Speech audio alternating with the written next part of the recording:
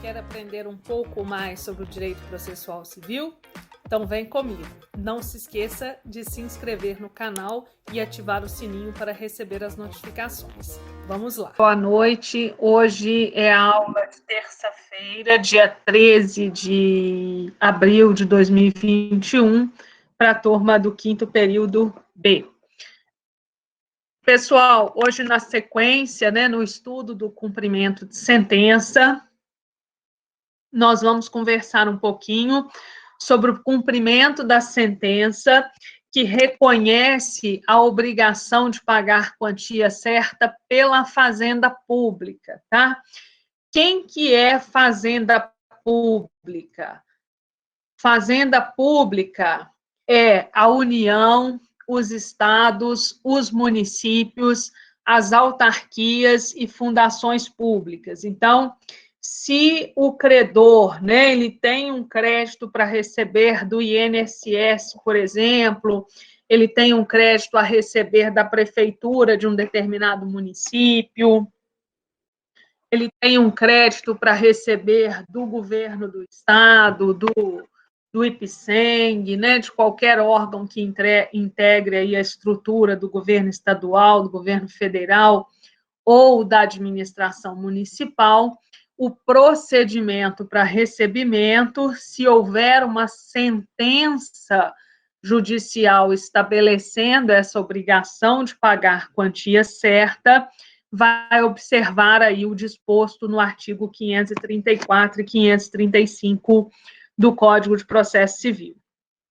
Primeira coisa, este é um procedimento diferenciado. Por que ele é um procedimento diferenciado?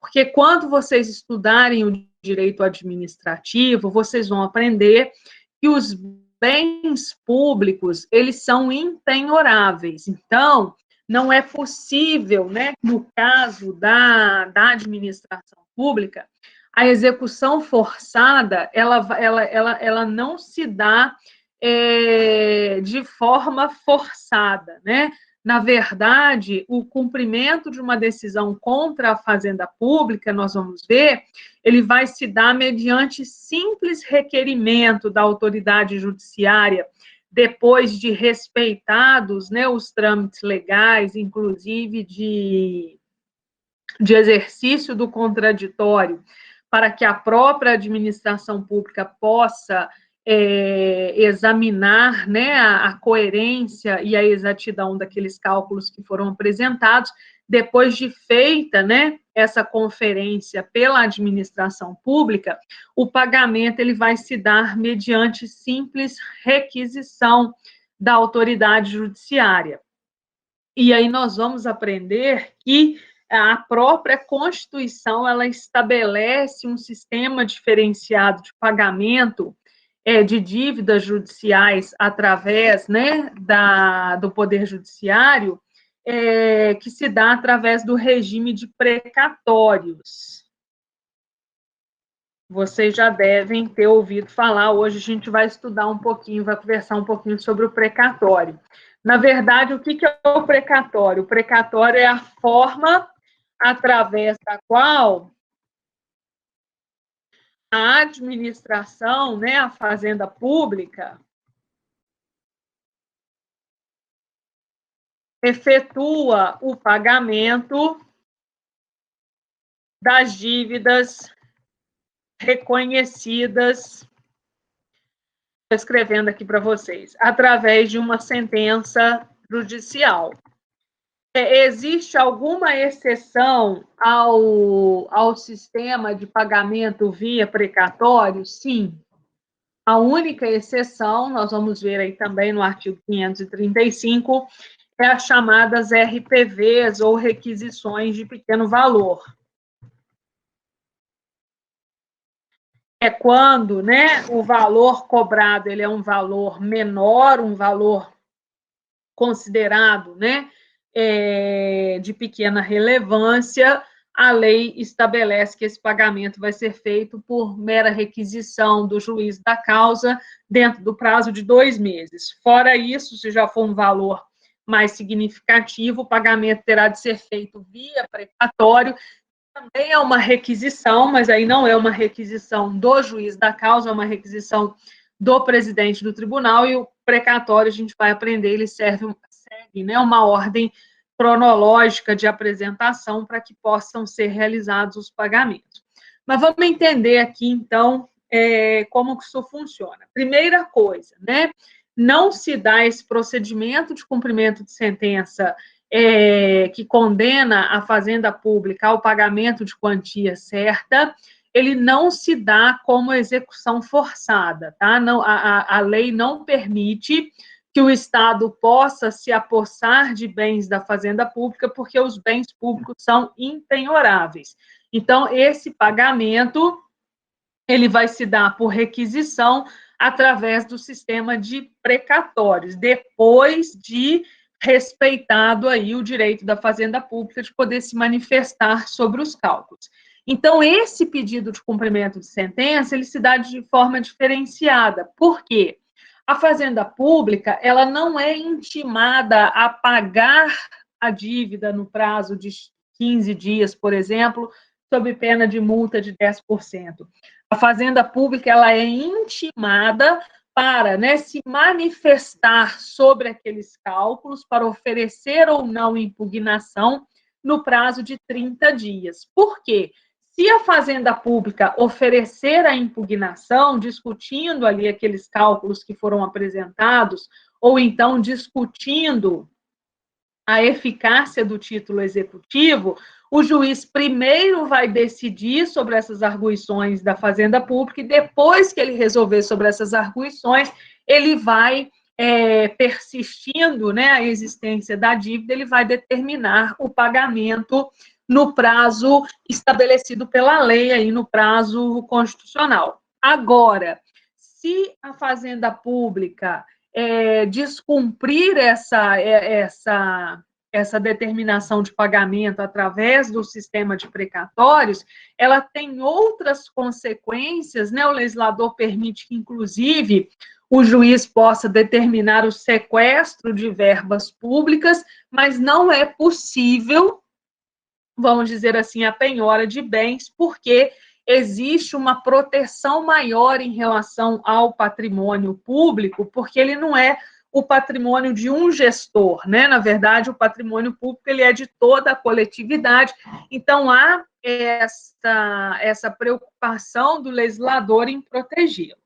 Vamos passar aqui para o dispositivo legal que está aí no 534, e ele diz assim: no cumprimento de sentença que impuser à fazenda pública o dever de pagar quantia certa, o exequente apresentará demonstrativo discriminado e atualizado do crédito contendo. Então, vejam bem, ainda que a execução seja movida contra a fazenda pública, ao apresentar o seu requerimento de cumprimento de sentença, o credor também terá de apresentar aquela memória de cálculo que nós aprendemos nas aulas passadas. E essa memória de cálculo, né, que aqui é chamada de demonstrativo discriminado e atualizado do crédito, ela tem que conter, dentre outras informações, né, o nome completo, o número de inscrição no CPF ou no CNPJ, o índice de correção monetária adotado, os juros aplicados e as respectivas taxas, o termo inicial e o termo final dos juros e da correção monetária, a periodicidade da capitalização dos juros, se for o caso, a especificação dos eventuais descontos obrigatórios realizados. O procedimento é exatamente igual, né? O procedimento para a elaboração dessa planilha de cálculo é exatamente igual ao que nós aprendemos em relação ao pedido de cumprimento de sentença para pagamento de quantia certa. Então, eu vou elaborar aquela memória de cálculo através do programa disponibilizado pelo Poder Judiciário, que é o CADEG, né, que nós vimos nas aulas passadas, e lá naquela planilha do próprio tribunal constam todas essas informações aí exigidas pelo legislador. Uma vez apresentada a planilha, aí o comando a ser determinado pelo juiz, ele é diferenciado. Aí o comando, ele vai ser para quê? Para que a Fazenda Pública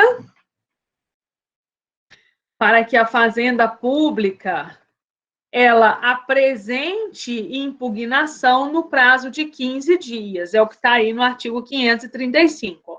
A Fazenda Pública será intimada na pessoa de seu representante legal, de seu representante judicial, por carga, remessa ou meio eletrônico para, querendo, no prazo de 30 dias e nos próprios autos, impugnar a execução, podendo arguir.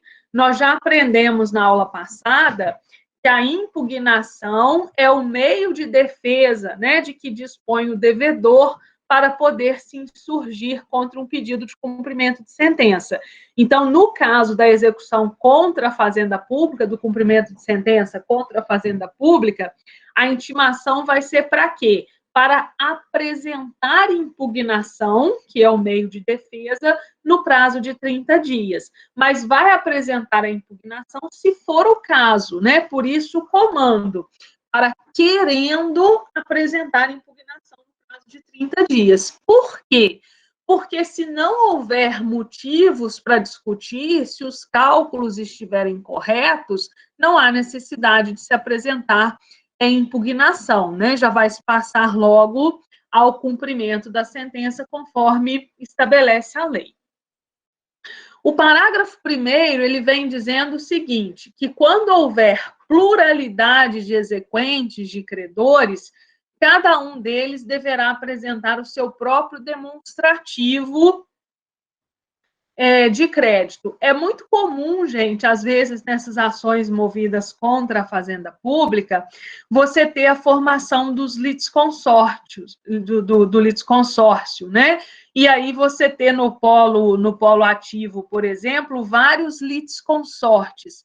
O que são litisconsortes? São duas ou mais pessoas no polo ativo ou no polo passivo de uma determinada relação jurídica. O litisconsórcio é quando existe justamente essa pluralidade, seja de autores, seja de réus.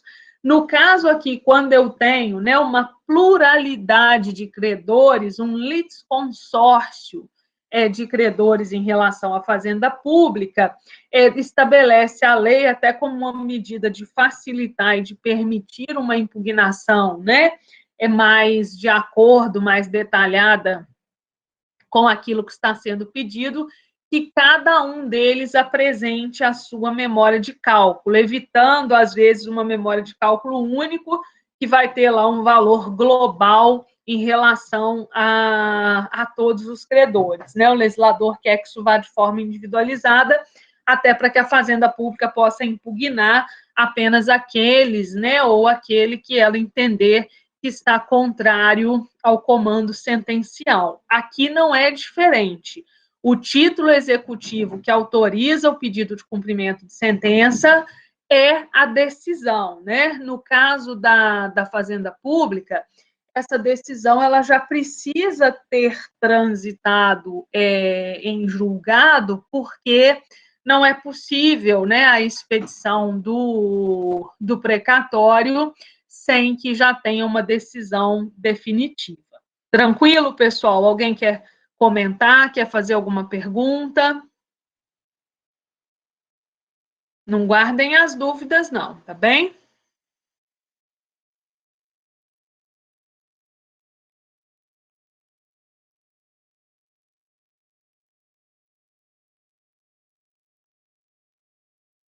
Então, vamos lá.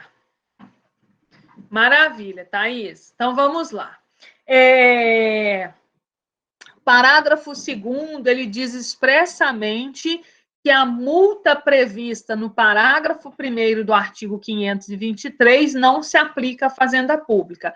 Que multa é essa? É aquela multa lá do cumprimento de sentença que reconhece a obrigação de pagar quantia certa. Aquele no qual o devedor vai ser intimado para pagar o débito no prazo de 15 dias, sob pena de multa de 10%.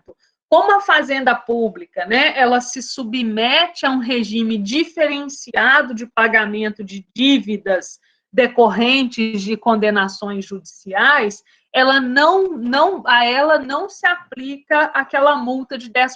Então, ela não vai ser intimada, nós acabamos de ver, ela não vai ser intimada para pagar, ela vai ser intimada para, querendo oferecer impugnação no prazo de 30 dias. E aí, não oferecendo a impugnação, ou depois que o juiz resolver a impugnação, a forma de pagamento vai se dar através do regime de precatórios, que é a regra geral que a gente já vai falar já já. Então, não há de se falar em aplicabilidade aqui de multa de 10% em relação à fazenda pública. Aí, voltando aqui ao 535, ele diz, então, a fazenda pública será intimada na pessoa de seu representante judicial. Quem que é o representante judicial da fazenda pública? O Código de Processo Civil, ele estabelece, né? Quando ele trata dessa representação lá na parte inicial aquela parte geral do CPC, ele diz o seguinte: a fazenda pública ela é representada no caso do município, né? Ela pode ser representada pelo prefeito ou por um procurador, né? Os procuradores municipais, eles também representam a fazenda pública municipal.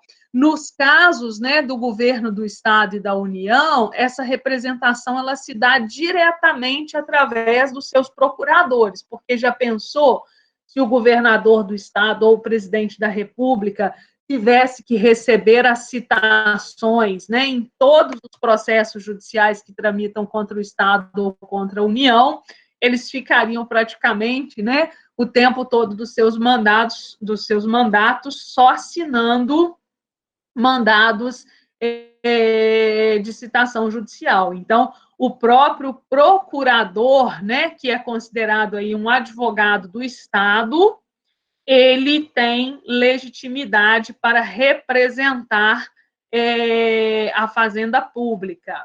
E aí ele a representa judicialmente sem a necessidade, né, de citação pessoal do chefe do executivo. É o atual artigo 75 do Código de Processo Civil. Era o antigo artigo 12. Serão representados em juízo ativa e passivamente a União pela Advocacia Geral da União, diretamente ou mediante órgão vinculado.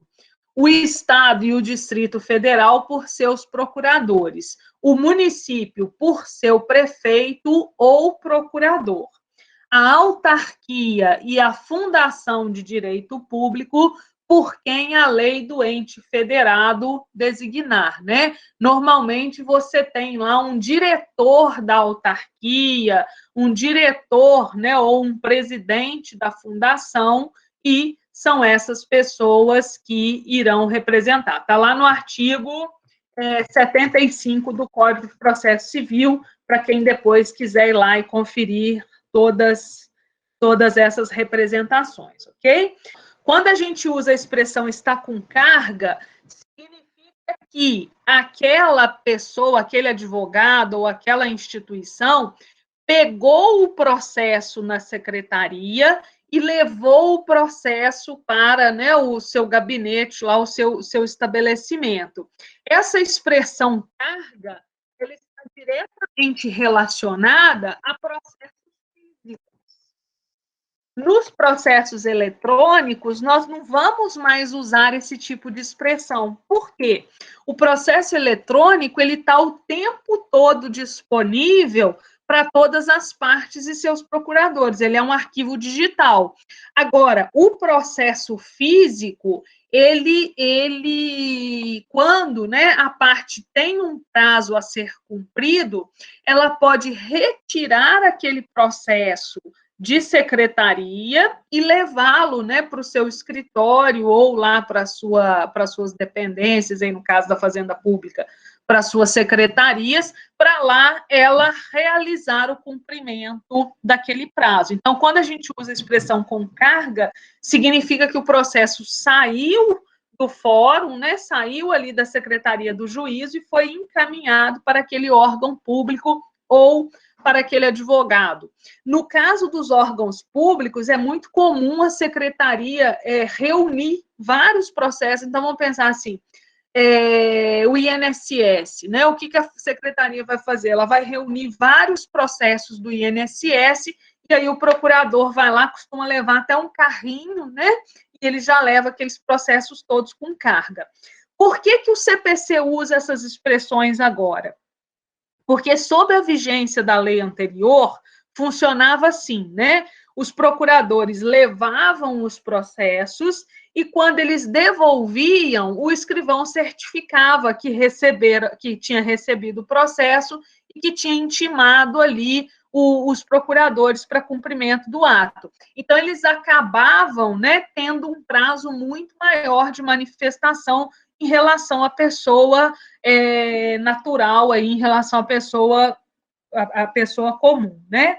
Aí, o que o novo CPC fez? Agora, o seguinte, o processo saiu da secretaria para o escritório do advogado ou para o gabinete aí da Fazenda Pública, já considera que ele foi intimado e já está correndo o prazo dele. Então, quando o legislador usa essa expressão aí no artigo 525, ele está dizendo o seguinte, olha, a Fazenda Pública será intimada por carga. Se ela levar o processo, já considera que ela está intimada. Por remessa, se o processo fica disponível para ela levar, ou por meio eletrônico, que é o caso aí do processo judicial eletrônico, que agora todos os advogados são intimados via sistema do PJE, inclusive, né, os advogados públicos. Então, feita essa intimação, ela terá o prazo de 30 dias para poder oferecer impugnação, tá? Esse prazo de 30 dias, a gente já sabe que os prazos hoje no novo Código de Processo Civil, eles são todos contados em dias úteis, né? Então, a Fazenda Pública vai ter 30 dias úteis para poder apresentar a sua impugnação. O que é a impugnação? A impugnação nós já aprendemos. A impugnação é a forma de que dispõe o devedor para se insurgir contra um pedido de cumprimento de sentença. Então, o que a Fazenda Pública vai ser intimada? Para, em 30 dias, se ela quiser, oferecer essa impugnação, ou seja, né, se ela quiser, ela discutir ali aqueles valores que estão sendo cobrados pelo credor. A impugnação ao pedido de cumprimento de sentença é o que também vai ser utilizado em relação à Fazenda Pública. É o 535, ó, que é o que a gente leu agora, que é o caput, né? A Fazenda Pública vai ser intimada para, no prazo de 30 dias, impugnar, podendo arguir. Inciso 1. Falta ou nulidade da citação se na fase de conhecimento o processo correu à revelia. Nós já conversamos sobre isso nas aulas passadas, né? A revelia, ela vai acontecer quando o réu, sendo citado, não oferece a contestação. Esse caso do inciso 1 é aquela típica situação em que há uma citação nula, uma citação inválida, e aí aquela citação ela não vai surtir os efeitos legais, né? Os efeitos dela vão ser invalidados porque ela não atingiu a sua finalidade. Então, vamos pensar, né? A Fazenda Pública não foi citada. A Fazenda Pública, pelo Código anterior, ela tinha a prerrogativa de ser pessoalmente intimada através de oficial de justiça, tá? Então, necessariamente, um oficial de justiça tinha que se deslocar, seja até a advocacia do município, a advocacia do Estado ou da União, e ali proceder pessoalmente à citação do procurador. Com as regras do processo judicial eletrônico, isso hoje mudou, tá? Hoje é perfeitamente possível a citação eletrônica da Fazenda Pública. Então, não precisa mais do oficial de justiça se deslocar. Agora pode ser feita a citação de forma eletrônica. Mas se por algum motivo, né, essa citação foi encaminhada para um endereço eletrônico errado, ela não chegar ao destinatário, né, por culpa aí do emitente, por culpa do órgão jurisdicional, e acontecer, né, de depois ela já ser intimada para cumprimento de um precatório, caberia arguir aí essa falta, né, ou nulidade da citação, se o processo de conhecimento correu à revelia. A mesma situação que nós aprendemos em relação à impugnação comum. Também é possível a arguição de ilegitimidade de parte, né? Principalmente nessas situações aí de administração direta e indireta que nós falamos, a administração indireta, ela possui patrimônio próprio e responsabilidades próprias. Então, assim, às vezes acontece da dívida ser da administração indireta e a citação ocorrer na pessoa da administração direta, e nós teríamos um caso de legitimidade passiva. Mas também pode acontecer uma hipótese de legitimidade ativa, né, naquela em que a pessoa que está cobrando a dívida, ela não é a pessoa legitimada, ela não é a pessoa beneficiária que consta no título executivo. São as mesmas situações. Também é possível que se argua, né, a inexequibilidade do título ou a inexigibilidade da obrigação, né? Aquilo que nós também já conversamos nas aulas passadas, né? Pode ser tanto aquela situação em que ainda não é possível se exigir a obrigação, seja porque ela ainda não transitou em julgado, seja porque ainda não se operou o vencimento, ou seja porque aconteceu uma daquelas situações em que o Supremo Tribunal Federal, em controle difuso ou concentrado de constitucionalidade, declarou, né, a inconstitucionalidade daquela obrigação. Então, seria um caso aqui de arguição. Também pode-se apresentar a impugnação, e esse aqui é um dos motivos mais comuns, quando se fizer arguição de excesso de execução ou cumulação indevida. Lembrando que ocorre o excesso de execução quando, né, o exequente está cobrando uma quantia superior àquela estabelecida no título executivo. Isso vem, né, trazido aqui no parágrafo 2º, inclusive com a obrigação, também para a Fazenda Pública, de que quando ela alegar excesso de execução, ela precisa comprovar qual que é o valor que ela entende devido. Então, assim, não basta o representante da Fazenda Pública ir lá e falar, olha, o credor está cobrando quantia superior. Ele tem que dizer, né, quanto que eles estão cobrando, que o credor está cobrando a maior.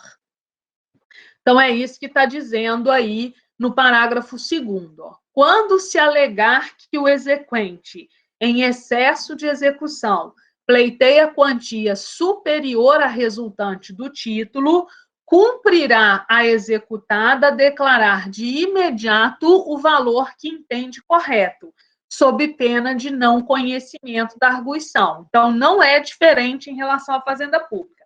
Ela também precisa informar para o juiz de quanto que é esse excesso, tá? De forma que aquela parcela incontroversa já, em tese, né, já possa ser recebida. Também é possível a arguição de incompetência absoluta ou relativa do juízo da execução. Aí é aquela mesma situação que nós aprendemos, né, dos casos em que é possível se promover a execução em juízos diversos. Também pode-se fazer arguição de qualquer causa modificativa ou extintiva da obrigação, como pagamento, novação, compensação, transação ou prescrição, desde que supervenientes ao trânsito em julgado da sentença. A redação é exatamente a mesma da impugnação comum, aquelas mesmas matérias, né, que eu posso arguir enquanto impugnação de qualquer cumprimento de sentença, de qualquer pedido de cumprimento de sentença, são as mesmas que a Fazenda Pública também poderá arguir. O parágrafo 1º vem dizendo, da mesma forma, que a alegação de impedimento ou suspeição aí do juiz, né, a incompetência absoluta ou relativa é do órgão jurisdicional. O impedimento ou a suspeição é do juiz, daquela autoridade judiciária específica, é aquele juiz, né, que tem alguma ligação com a parte ou que tem algum interesse na causa. Aí as hipóteses de impedimento ou suspeição, trazidas lá nos artigos 146 e 148 do CPC, elas vão ser arguídas, né, mediante um incidente processual. Então, não é na própria impugnação, não. Tem que fazer um pedido à parte, né, você distribui uma ação conexa, que é um incidente de arguição de impedimento ou de suspeição, e, a partir do momento que foi feita essa arguição, o processo vai ficar suspenso até que o juiz decida, né, se ele é ou não é suspeito. Se ele não se declarar suspeito ou impedido, é o tribunal quem vai julgar.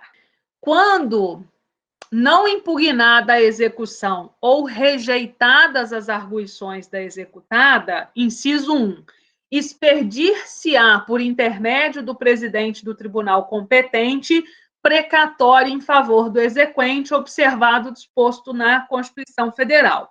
Inciso 2, por ordem do juiz dirigida à autoridade na pessoa de quem o ente público foi citado, o pagamento de obrigação de pequeno valor será realizado no prazo de 2 meses, contados da entrega da requisição, mediante depósito na agência de banco oficial mais próximo da residência do exequente.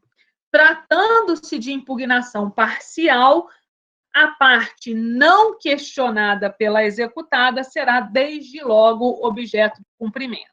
Vamos por partes aqui agora para a gente estabelecer essas distinções. Então, vejam bem, quando há uma apresentação de uma impugnação pela Fazenda Pública, que é a defesa da Fazenda Pública, aqui o processo vai ficar suspenso, tá? Então, enquanto o juiz não decidir sobre aquela impugnação da Fazenda Pública, não há de se falar em pagamento, ok?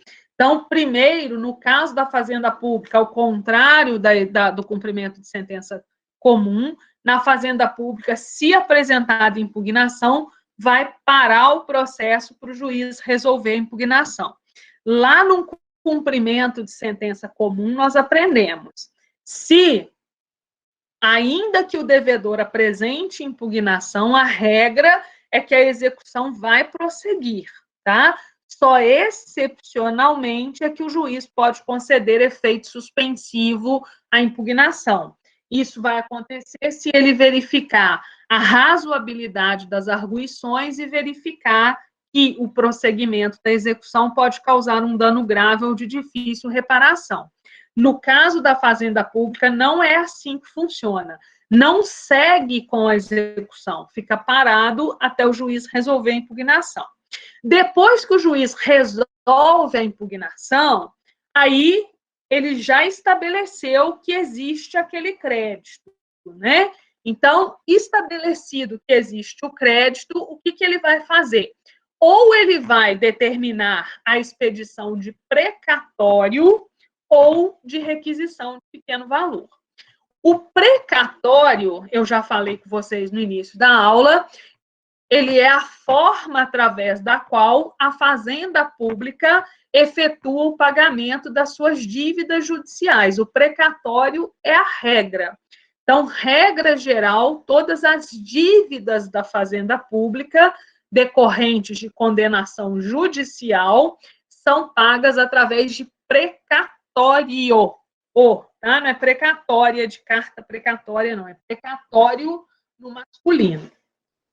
Esse precatório, quem expede é o presidente do tribunal. Então, o que o juiz de primeira instância faz? Ele vai comunicar ao tribunal, né, a existência daquele crédito, e o tribunal ele uniformiza. Então, ele vai pegar, né, as condenações advindas aí de vários juízos e vai formar uma lista única. Aí, esta lista única é que vão ser feitos os pagamentos de acordo com a ordem cronológica de apresentação. Está lá no artigo 100, está lá no artigo 100 da Constituição. Nós vamos falar, nós vamos abrir lá daqui a pouquinho. Excepcionalmente, é possível que este pagamento se dê por requisição de pequeno valor, quando é um valor menor. Essa requisição de pequeno valor, aí ela vai ser requerida pelo próprio juiz e vai ser paga no prazo de 2 meses, ok? Como que funciona esse sistema de pagamento de precatórios? Vamos abrir aqui para eu passar para vocês. Só um minutinho.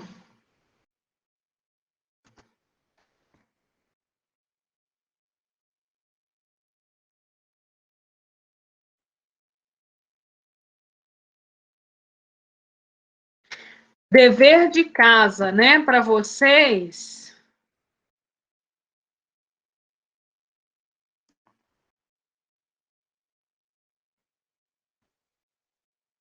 Leitura.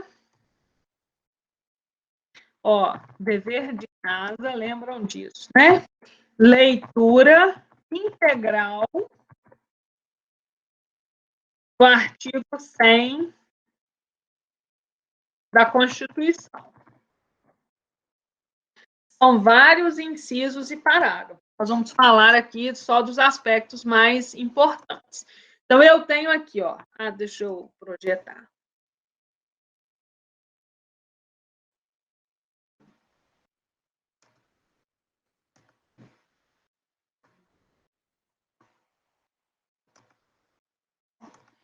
Eu tenho aqui, ó, o artigo 100, diz assim, ó.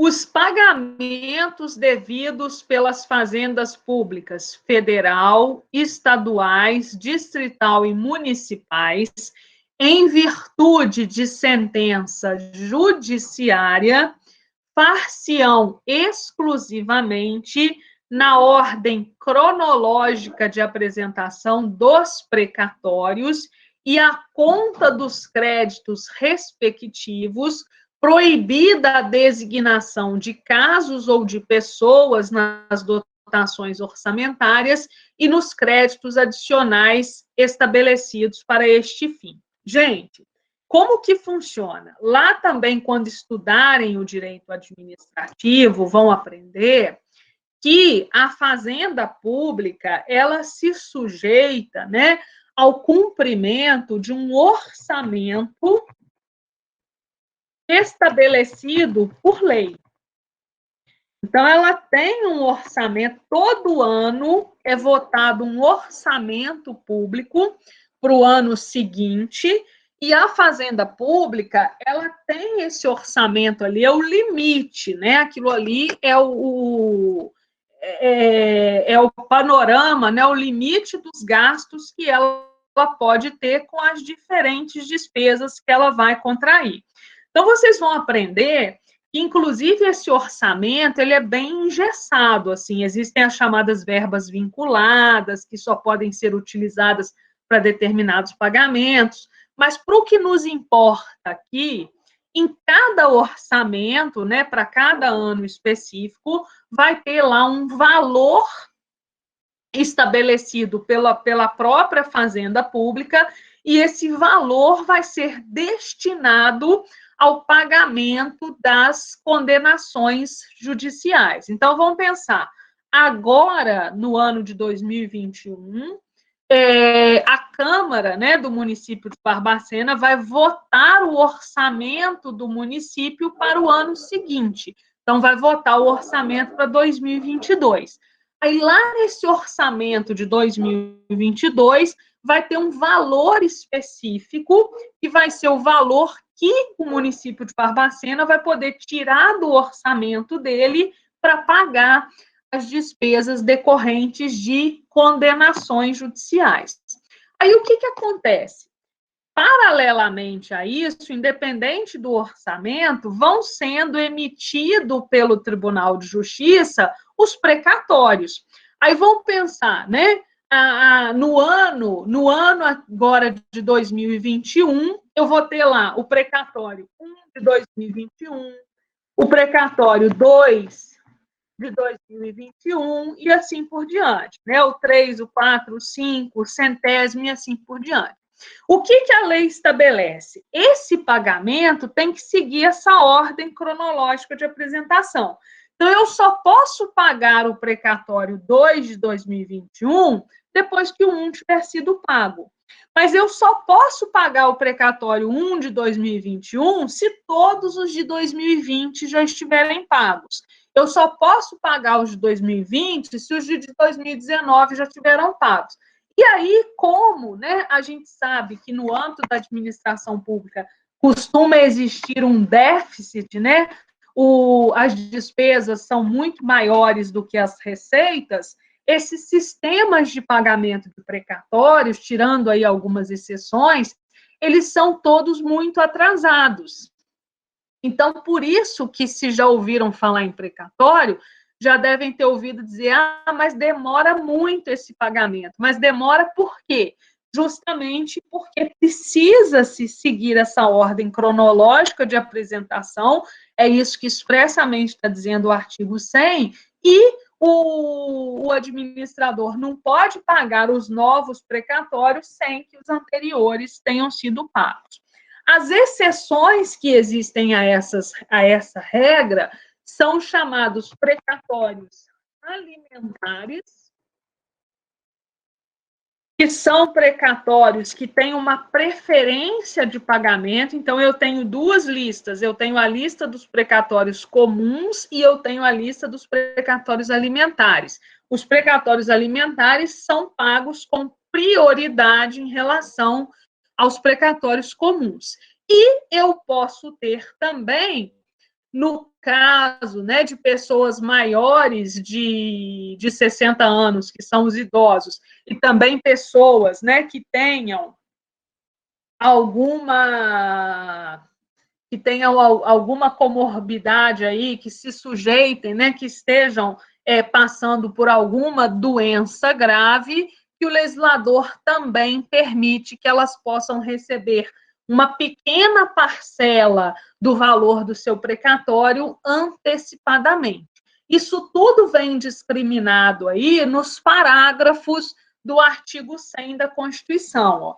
O parágrafo 1º diz assim: os débitos de natureza alimentícia, que são os precatórios alimentares, né, compreendem aqueles decorrentes de salários, vencimentos, proventos, pensões e suas complementações, benefícios previdenciários e indenizações por morte ou invalidez fundadas em responsabilidade civil, em virtude de sentença judicial transitada em julgado, e serão pagos com preferência sobre todos os demais débitos, exceto em relação àqueles a que se refere o parágrafo 2º. Aí o parágrafo 2º traz uma outra preferência. Ele diz assim: os débitos de natureza alimentícia, cujos titulares, originários ou por sucessão hereditária, tenham 60 anos de idade, ou sejam portadores de doença grave, ou pessoas com deficiência, assim definidos na forma da lei, serão pagos com preferência sobre todos os demais débitos, até o valor equivalente ao triplo do fixado em lei para os fins do disposto no parágrafo 3º desse artigo, admitindo o fracionamento para essa finalidade. Então, vejam bem, o que o legislador prevê? Que dentro dessa fila do precatório, eu ainda vou ter o precatório alimentar, então eu vou ter duas filas distintas, uma do precatório comum, outra do precatório alimentar, e eu posso ter, para as pessoas idosas e pessoas, né, portadoras de doenças graves ou de alguma deficiência, elas podem pegar uma pequena parcela do seu precatório e receberem antecipadamente, mas aí é só uma pequena parcela. É só o que é equivalente ao triplo do valor que poderia ser pago mediante requisição de pequeno valor. Aí é nisso que eu quero chegar com vocês. As requisições de pequeno valor, elas não são pagas por precatórios, elas são pagas no prazo de 2 meses. Mas o que são as requisições de pequeno valor? Cada município teve autonomia quando esse dispositivo foi alterado. Cada município teve autonomia para definir qual que era. Eu vou deixar como dever de casa que vocês façam a leitura do artigo 100. É fundamental que vocês façam essa leitura, tá, gente? Eu vou ver até se eu disponibilizo um exercício de fixação, porque essas regrinhas vocês precisam sabê-las, pelo menos as principais regras no que se refere ao regime de precatórios. Combinado? Dúvidas?